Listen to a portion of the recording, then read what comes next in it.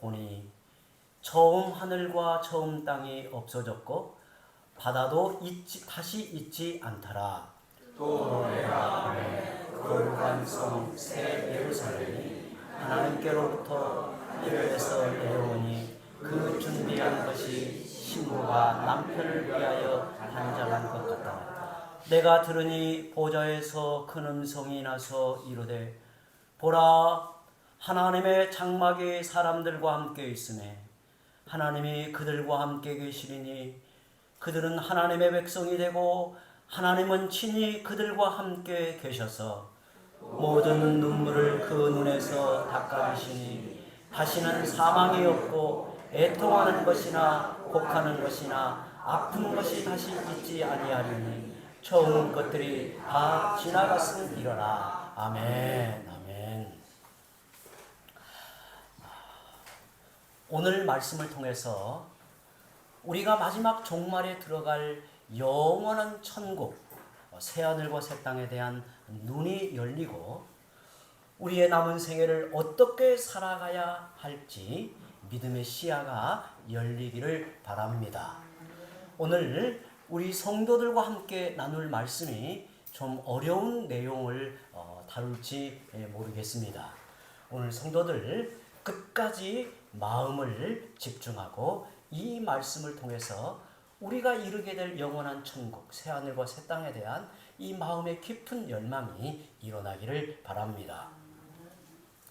구약의 전도서를 보면 특별한 지혜자였던 솔로몬이 해 아래 만물을 살피고 내린 결론이 해 아래는 새 것이 없다라는 말입니다. 지금 눈앞에 있는 것은 이전에 이미 있었던 것이고 사람들은 잊어버리고 새로운 것으로 보일 뿐이다는 거예요. 지금 우리가 아무리 새로운 일을 하더라도 그것은 이미 이전에 있었던 일이고 또한 시간이 지나면 다 잊혀질 일이라고 말합니다.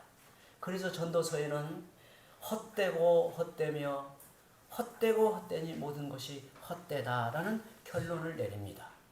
매우 역설적인 진리의 전함이죠.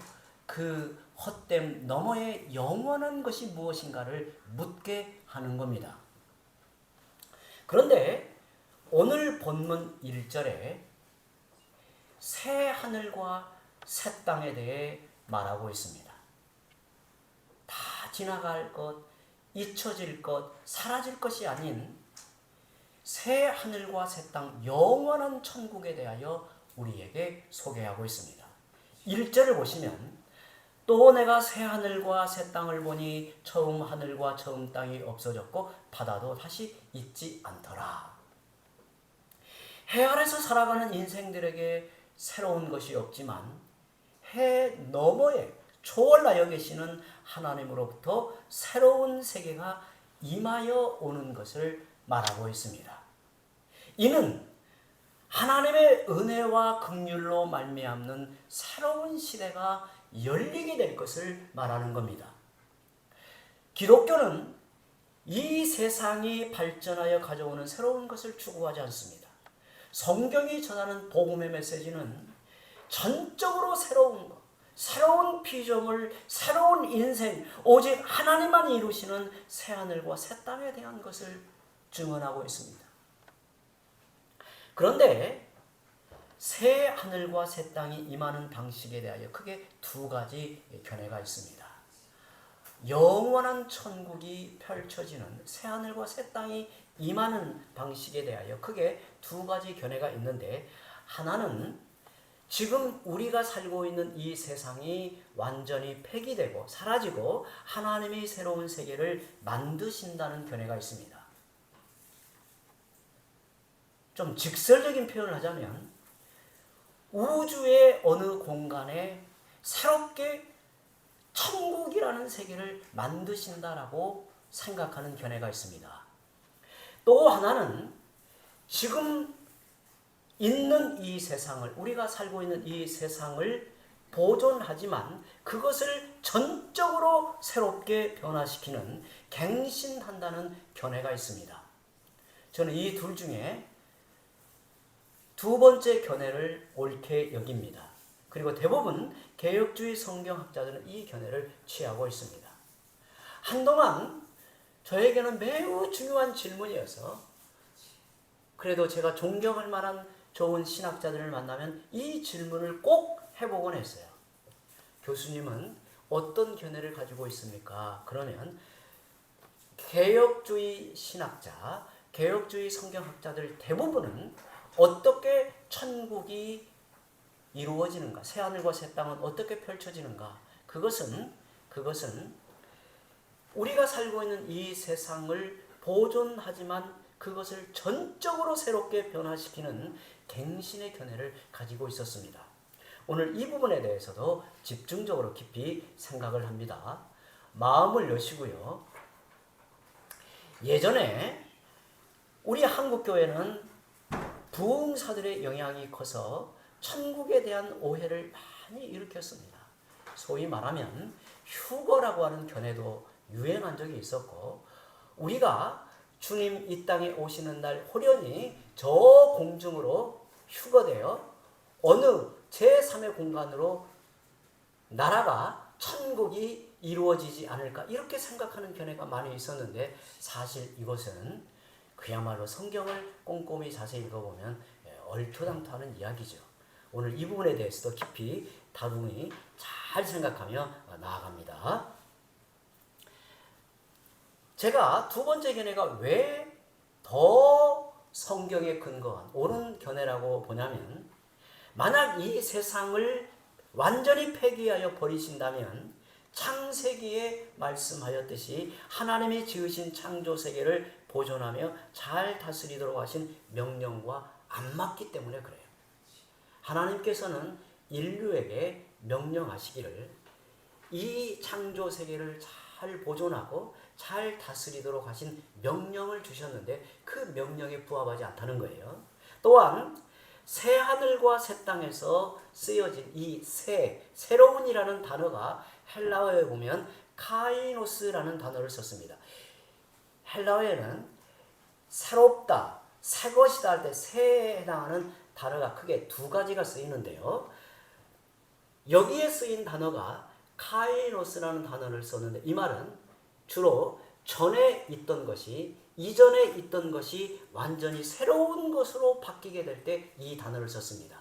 그러니까 이전에 있었어요. 근데 이것이 완전히 새롭게 바뀔 때 이 새것, 새롭다라는 단어를 카이노스라는 단어를 썼고요. 또 아까 제가 설명한 네오스라는 단어는 이전에 없던 것이 새로 생겨서 새 것이라 할 때 이 단어를 썼습니다. 그런데 새하늘과 새 땅에서 이 새는 카이노스라는 단어를 썼다는 것이 굉장히 우리가 관심을 가져야 돼요. 예를 들어보죠. 예수님이 새 언약이라고 하셨을 때 그 새 언약의 의미는 전에 있었던 언약의 기본 형식과 내용은 간직하면서도 전적으로 새로워지는 것을 말합니다. 이런 차원에서 이 세상을 전적으로 새롭게 변화시킨 새하늘과 새 땅을 의미한다라는 겁니다. 여러분, 새하늘과 새 땅은 우리가 살고 있는 처음 하늘과 처음 땅에 비해 어떤 특징이 있냐면 그것이 영속적이며 그 가치와 영광이 충만하다는 의미에서 새롭다는 겁니다. 하나님이 창조하신 세계의 영광을 온전하게 회복할 뿐만 아니라 그 영광을 훨씬 능가하는 영광의 충만함이 있다는 의미에서 새로워진다, 새롭다라고 말하는 겁니다. 이런 의미에서 새롭다는 거예요. 이것은 내적인 면에서의 갱신을 의미할 뿐만 아니라 전 우주의 구조 자체가 완전히 새롭게 변혁이 되는 것을 말합니다. 제가 이런 설명을 굳이 드리는 이유가 우리가 장차 이 새하늘과 새 땅에 참여하기에 중요하게 이 부분을 생각하는 거예요. 성경을 보면 우리가 장차 부활하여 입게 될 부활의 영광체는 새하늘과 새 땅에 들어가서 살아가는 존재 방식입니다. 우리가 부활의 영광체를 입는 것은 이제 새하늘과 새 땅에 들어가 살아가기에 합당한 존재의 방식이에요. 이는 옛사람을 완전히 벗어버리고 그 영광에 합당한 부활의 몸을 입는 것입니다. 사도 바울은 이에 대하여 피조물이 썩어짐의 종로로 난 데서 해방되어 하나님의 자녀로서 영광의 자유에 이르는 것이라고 로마서 8장에 증언했습니다.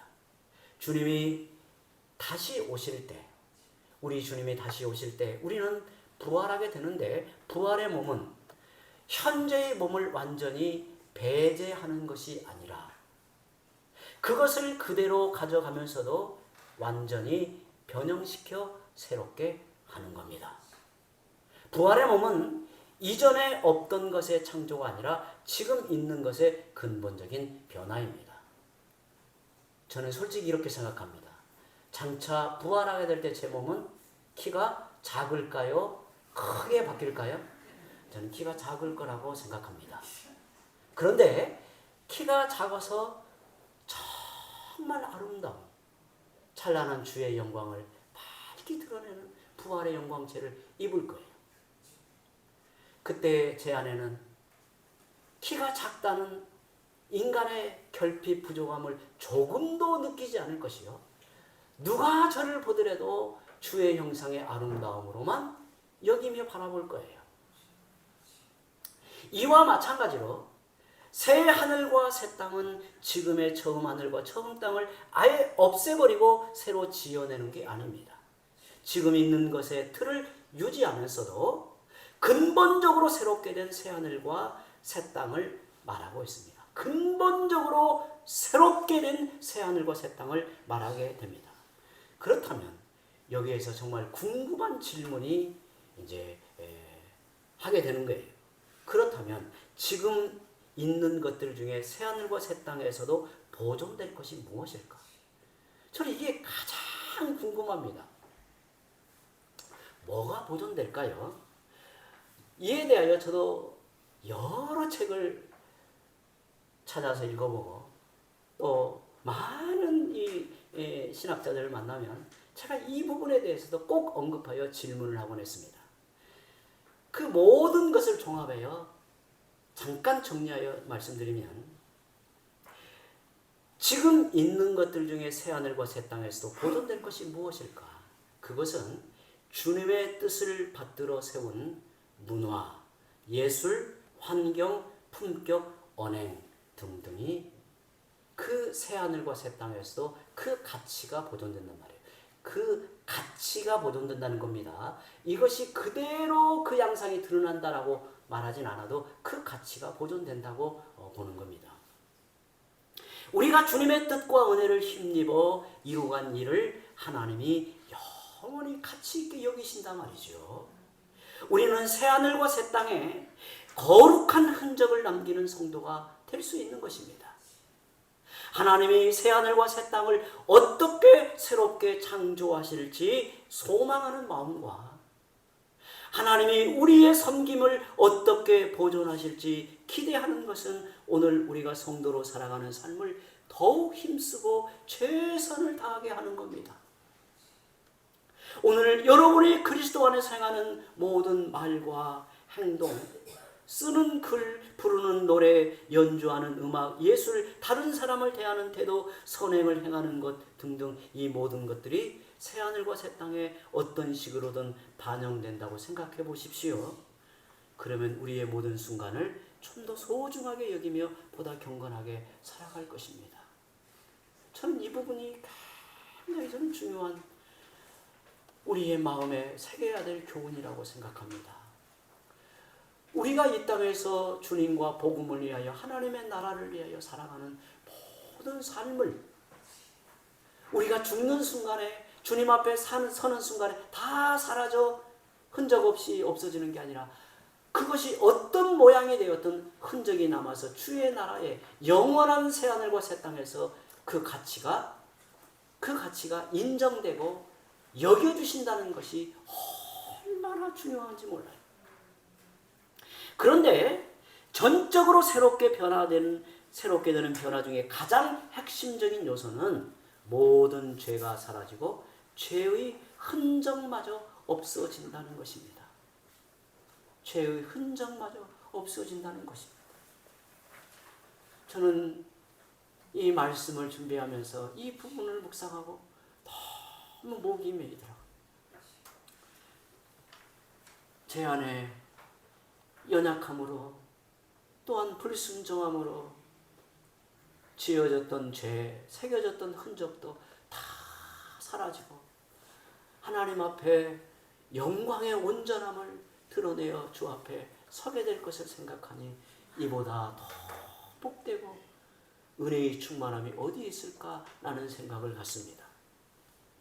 본문 1절에 바다도 다시 있지 않더라고 하였는데, 여기서 바다는 우리가 이제 요한계시록을 읽을 때 이 바다의 정체가 무엇일까 여러 곳에 나오는데, 여기서 바다는 죄의 세력을 가리킵니다. 요한계시록에서 특히 사탄이나 적그리스도나 반기독교적 제국은 모두 바다 괴물로 묘사되어 있습니다.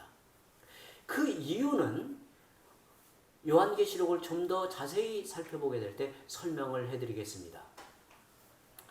따라서 새하늘과 새 땅에는 이런 악의 질서에 속하는 모든 것들이 다 사라져 심판을 받게 되는 것을 말하고 있습니다. 사실 우리의 삶에서 죄가 사라지면 모든 것이 정상화됩니다. 모든 문제가 해결되고 모든 삶이 새로워집니다. 그런데 죄를 제거하실 수 있는 분은 오로지 하나님뿐이십니다. 하나님은 모든 죄를 소멸하시고 이 세상을 지으실 때 궁극적으로 지향했던 모습으로 끌어올리시는 거예요. 우리가 매일 성화되는 삶, 거룩한 삶을 살아가는 것은 이러한 구원의 완성을 소망하기 때문입니다. 성도 여러분, 새 하늘과 새 땅이 이렇게 새로운 까닭은 그 안에 참여할, 들어가는 사람들이 새롭기 때문입니다. 2절 우리 함께 읽어봅니다. 또 내가 보매 거룩한 성 새 예루살렘이 하나님께로부터 하늘에서 내려오니 그 준비한 것이 신부가 남편을 위하여 단장한 것 같더라. 새 예루살렘은 마치 신부와 같다고 말합니다. 우리 성도들, 결혼하신 우리 성도들, 그 신부의 모습을 기억하지요. 여러분이 결혼하실 때에는 그 신부의 찬란함이 그렇게 보여지지 않았을지 모르겠습니다. 저는 최근에 저희 자녀의 결혼식에서 그 신부의 아름다움, 그 신부의 돋보이고 그 이렇게 단장한 모습이 참 저는 인상적이었어요. 그런데 새 예루살렘은 마치 신부와 같다 그래요. 그 안에 있는, 그 안에 사는 사람들이 신부이기 때문에 이렇게 말하는 겁니다.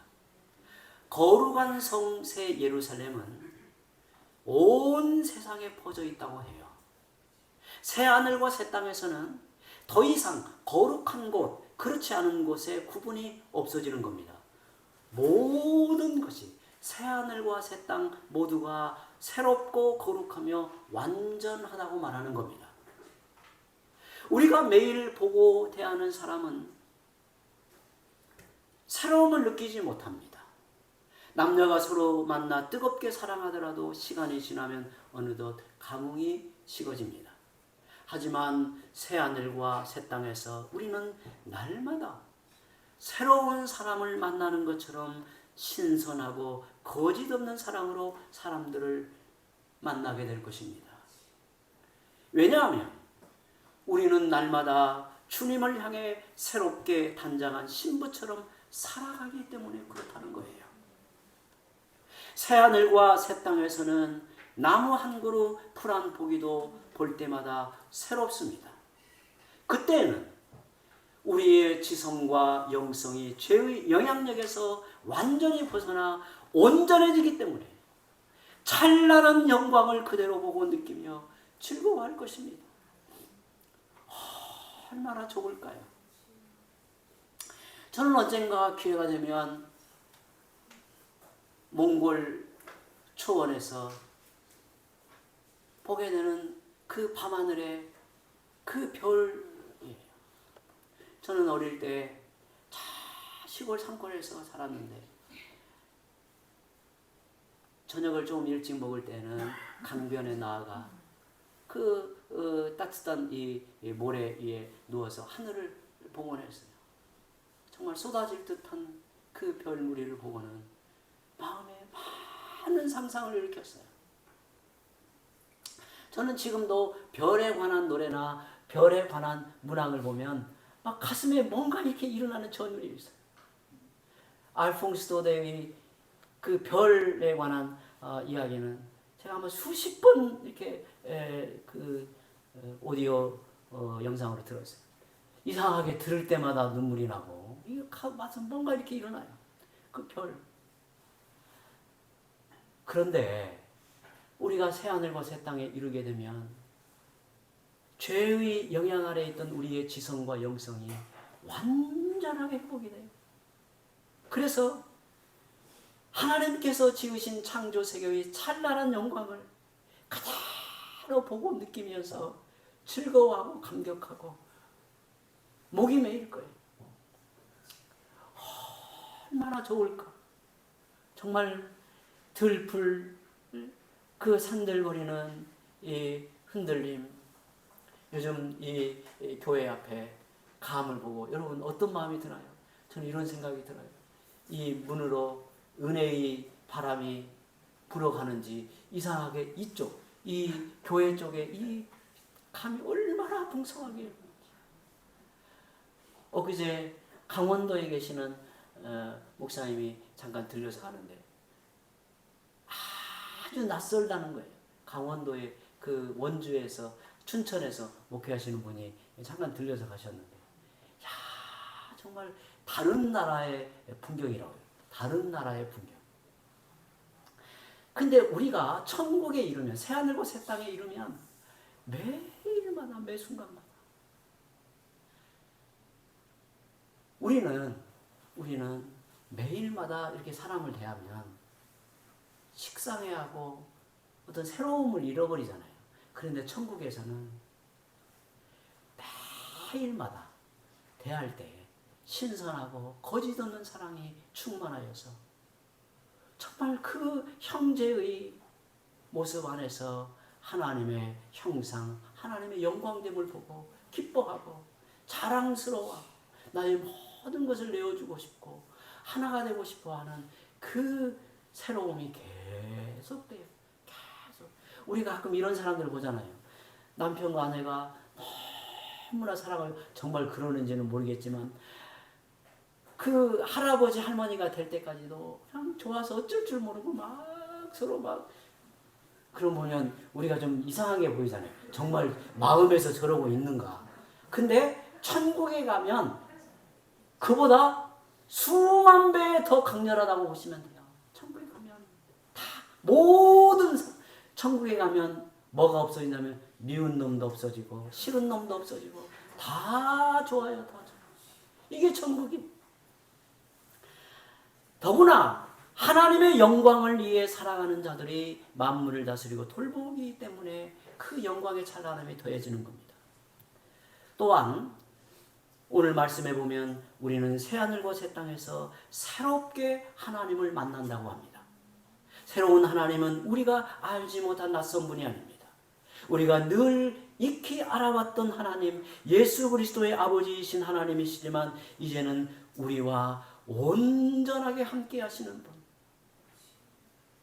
우리의 눈에서 비늘이 다 벗겨지고 하나님을 대할 때, 우리 주님을 대할 때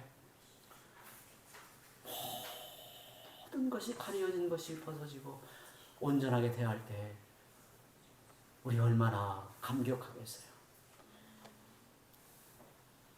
3절 말씀 우리 함께 읽어봅니다. 그 내용을 같이 읽어봐요. 시작. 내가 들으니 보좌에서 큰 음성이 나서 이르되 보라 하나님의 장막이 사람들과 함께 있으며 하나님이 그들과 함께 계시니 그들은 하나님의 백성이 되고 하나님은 친히 그들과 함께 계셔서. 사도 요한은 그것을 일종의 그림으로 설명해 주고 있습니다. 하나님의 장막이 사람들과 함께 있는 모습입니다. 구약시대 하나님은 이스라엘 백성 가운데, 그것도 성전 안에서, 그것도 지성소 안에서만 계시는 것으로 생각했습니다. 그렇기 때문에 하나님과 깊고 친밀한 만남을 갖기 위해서는 오직 지성소 안으로 들어가야 했고 그것도 대제사장만 가능했던 일입니다. 그러나 이제 하나님의 장막이 새하늘과 새 땅에서 하나님의 장막이 모든 백성들과 함께 있다는 거예요. 이제는 새하늘과 새 땅에 참여한 모든 사람이 누구나 하나님과 깊고 친밀한 교제를 누릴 수 있다는 겁니다. 그들은 하나님의 백성이 되고 하나님은 친히 그들과 함께 계셔서라고 하였는데 이는 언약의 복이 완성되는 것을 뜻합니다. 새하늘과 새 땅은 모든 언약이 최종적으로 완성되는 것입니다. 그때에는 하나님의 열심과 우리의 열심이 동일해지는 것이요. 하나님의 사랑과 우리의 사랑이 동일해지는 자리. 얼마나 감사해요. 우리는 하나님의 은혜와 사랑 앞에 때로는 황송함을 느끼는 것은 우리가 주님을 사랑함, 우리가 주님을 경외함이 너무나 하나님의 그 은혜와 사랑에 이루지 못하는 것이 마음 아픔이잖아요.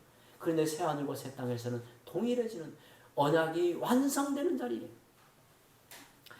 하나님의 모든 백성이 그토록 소망하던 순간이 이제 다가오고 있습니다. 여러분, 네 번째 우리가 생각할 것은 새하늘과 새 땅은 새로운 삶이 주어지는 곳입니다. 우리가 영생이라고 할 때 그것은 영원한 삶을 뜻하기도 하지만 영화로운 삶을 의미하기도 합니다. 즉 무한히 영화로운 삶이 끝없이 지속되는 곳이 바로 새하늘과 새 땅입니다. 사도 요한은 4절에 이렇게 말합니다. 모든 눈물을 그 눈에서 닦아주시니 다시는 사망이 없고 애통하는 것이나 곡하는 것이나 아픈 것이 다시 있지 아니하리니 처음 것들이 다 지나갔습니다. 새하늘과 새 땅의 특징이 다시는 사망이 없고 슬피 우는 것이 없고 아픈 것이 없다고 말합니다. 이 땅에 살아가는 모든 인생은 슬픔과 탄식이 많고 질고와 아픔을 벗어버릴 길이 없습니다. 개혁교회의 위대한 스승이었던 칼빈의 기독교 강요를 보면 이런 내용이 나옵니다. 잠시 읽어드리면 하늘이 우리의 본향이라면 이 땅은 우리의 추방되고 유배된 장소가 아니고 무엇이겠는가? 이 세상을 떠나는 것이 영원한 생명으로 들어가는 것이라면 이 세상은 무덤이 아니고 무엇이겠는가? 또한 이 세상에 머무는 것이 죽음에 빠져 있는 게 아니고 무엇이겠는가? 이 몸에서 구원되는 것이 자유라면 몸은 감옥이 아니고 무엇이겠는가? 우리의 최고 행복이 하나님의 임재를 누리는 것이라면 그것을 누리지 못하고 사는 것이 불행이 아니겠는가? 성도 여러분, 새하늘과 새 땅에서는 사랑하는 사람을 먼저 떠나보내는 슬픔이 없습니다. 불치의 병이 들어 고통 속에 신음하는 일이 그곳에는 영원토록 없습니다. 더 이상 우리 인생의 번민과 외로움과 스트레스와 져야 할 무거운 짐도 없습니다. 이 땅에서는 홀로 겪어야 하는 아픔과 고통이 너무나 크고 많습니다. 그 고통을 누구도 대신해 줄 수 없습니다. 저는 목사로서 성도들의 아픔을 가까이에서 보고 동역자들의 고통 어린 소식을 자주 듣습니다. 함께 기도하며 아파하지만 어찌 그 고통을 다 헤아릴 수 있겠습니까? 물론 저는 다른 사람의 고통을 공감하여 그것을 보듬어 안고 함께 아파하며 위로하기에 노력합니다. 하지만 저는 어느 순간 제 삶의 자리로 돌아오고 그 사람의 고통을 점차 잊어버리고 맙니다. 아무리 사랑하는 사람이라 할지라도 심지어 내 몸에서 난 자식이라 할지라도 그는 그이고 나는 나이고 마는 사실을 어떤 질병도 대신 아파줄 수 없고 어떤 고통도 대신 져줄 수 없다는 현실에서 깨닫곤 합니다. 어쩌면 이것이 모든 인간의 한계인지도 모르겠습니다. 그런데 새하늘과 새 땅에서는 주님이 모든 한계와 간극을 뛰어넘어 우리 속에 들어오십니다. 주님이 우리와 진정한 연합의 실제를 이루고 드러내시는 겁니다. 영원한 생명이요 기쁨의 근원이며 모든 만물의 완성자이신 주님이 우리와 함께 하시니 우리에게는 더 이상 아픔과 눈물과 사망이 없습니다. 성도 여러분, 우리가 이 세상에서 가장 바라고 소망하는 유일한 것은 새하늘과 새 땅의 영원한 삶입니다. 거기에는 더 이상 죄가 없고 연약함이 없습니다. 모든 성도들과 거리낌이 없는 새로운 관계가 펼쳐집니다. 하나님을 온전히 기뻐하고 즐거워합니다. 더 이상 고통과 눈물과 사망이 없습니다. 우리가 정말 그러한 삶을 고대하고 있다면 그 삶을 지금 여기에서부터 성령 안에서 확인하고 실감하고 살아야 하는 것입니다. 오늘 하루 여러분이 형제들과 이웃들에게 그의 그 삶의 한 조각이라도 선물하는 삶이 되어진다면 얼마나 좋을까요? 오늘 하루도 새하늘과 새 땅을 소망하며 기도하고 기대하며 살아가는 성도들이 되시기를 바랍니다. 기도합니다.